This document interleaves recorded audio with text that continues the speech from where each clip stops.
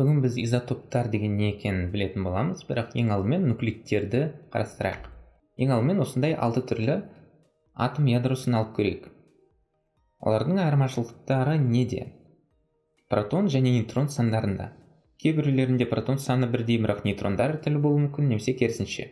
Протон және нейтронның жалпы атауы нуклондар деп аталады. Ал осындай протон және нейтрон сандары әртүрлі болатын ядролардың әрқайсысын бөлек нуклид деп атайды. Енді осыған байланысты элементтер және изотоптар деген не екенін түсіндіріп көрейік. Ол үшін мына екі жағдайға қарайық. Бірінші жағдайда протондар саны бірдей, бірақ нейтрондар әртүрлі.